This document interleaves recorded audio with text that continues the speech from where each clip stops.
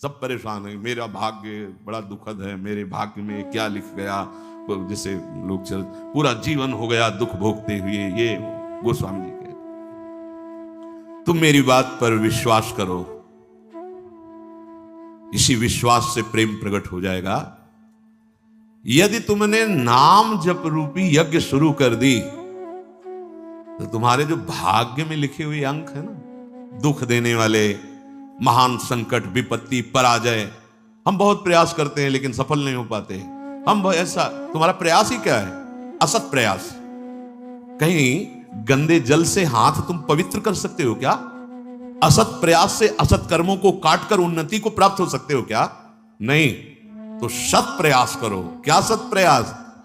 बोले राम नाम जप जाग, जप यज्ञ, नाम जो हमारे प्रभु का नाम है, आप उसे क्या होगा?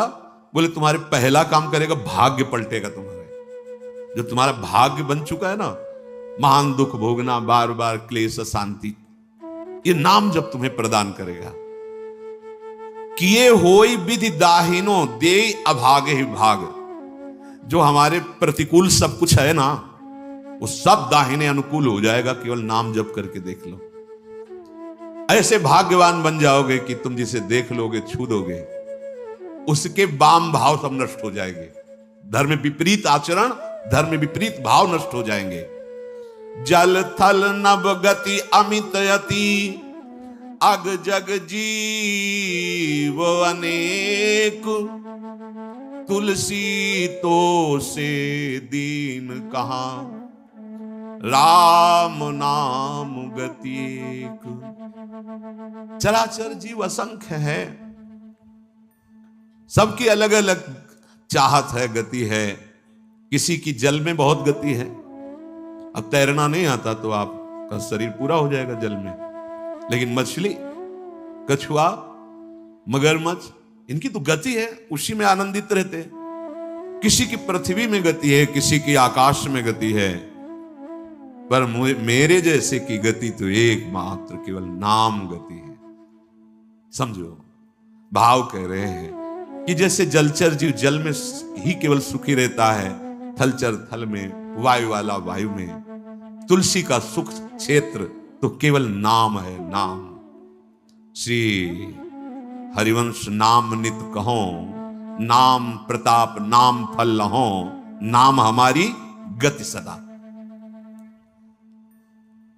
रसना सापिनी बदन बिल, जे न जपहि हरि नाम, तुलसी प्रेम न राम सो, ताहि विधाता बाम। ए सांप की जीभ की तरह लप लप लप लप, ये खा लूं, ये बोल लूं, ये प्रपंच कर लूं।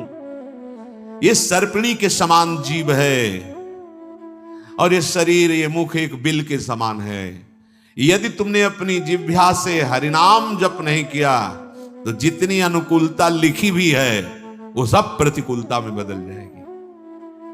आपको लगेगा कि ये कैसी बात, नाम न जपे तो हमारे भाग्य से जो अनुकूलता लिखी वो भी प्रतिकूलता हो जाए। हाँ, हो जाएगी। भगवत विमुख की प्रत्येक अनुकूलता प्रतिकूलता से भी भयानक दुख देने वाली होती है, और भगवत सन्मुख की प्रत्येक प्रतिकूलता करोड़ों अनुकूलताओं से भी बढ़कर सुख देने वाली होती है। पढ़ के प्रसंग देख लेना, श्रीमद् भागवत में समंतक मणि का प्रसंग, सत्यराजित का। भारी अनुकूलता समंतक मणि मिली और श्री कृष्ण से विमुख हैं तो दोनों भाई मारे गए और हाथ कुछ नहीं लगा।